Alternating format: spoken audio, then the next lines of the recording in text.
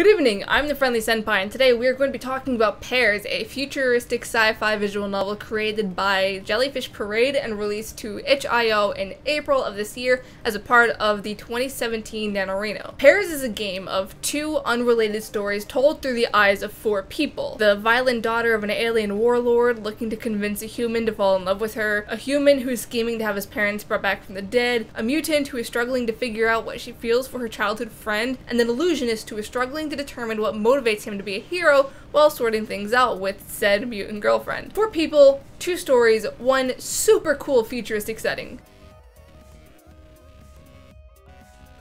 So, Pairs was weirdly fun to play. One thing I really enjoyed about it was its universe. Pairs takes place in an unspecified year that has all of the telltale signs of a futuristic story. It has aliens and a step in evolution that has given human powers and weird teleporting technology, but it doesn't go totally overboard with it. For all intents and purposes, it's what I wish more sci-fi settings were like. It is subtly futuristic. But that's not the only positive in Pairs. It also featured a cast of believable and relatable characters. Well, maybe Kitten Pink isn't the most relatable, but I mean the rest definitely are. Specifically, Ricardo is someone that doesn't really know what he wants out of life. All he cares about is keeping Carmelita safe, and Carmelita is busy trying to wrap her brain around what it means to be in a relationship with her best friend. There are two situations that I feel like any number of us have found ourselves in one form or the other. I also adored the dynamic between Kitten Pink and James. Kitten Pink is this ultra-violent bundle of emotions that won't shy away from smashing a flower stand if it means being able to give her schnookums, James, a present. Meanwhile, James is just a normal human being working at a coffee shop that just wants to take care of his sister. And,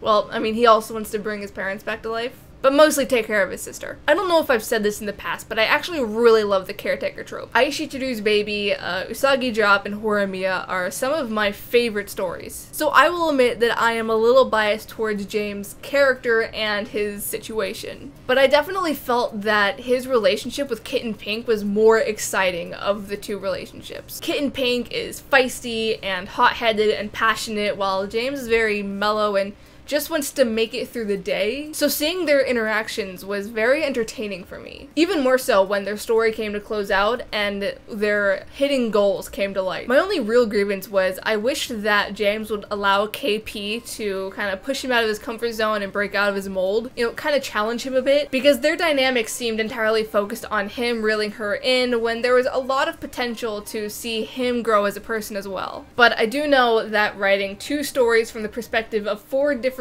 people is very ambitious to do in 1 month, so I didn't really let it get to me. It's because I loved KP and James so much I didn't really care for Ricardo and Carmelita. For as much as I could relate to their situations, their story was heavily reliant on their chemistry as best friends and a couple, which wasn't really something that I felt. Again, this can come back to the fact that this is a NaNoWriMo game that was written in the span of a month. Actually, probably less than a month, considering the fact that you also have to factor in the time it took to program it. There just wasn't enough time for the writer to flesh out these characters and their relationships with one another. Now that could be a fault within itself, a matter of overextending, but I digress. The point is, while James and KP had a vibrancy that would not allow for things to become stale or boring, even if I felt like they never really were in love with each other, Ricardo and Carmelita didn't have that. So when they didn't ever feel like a couple, they more felt like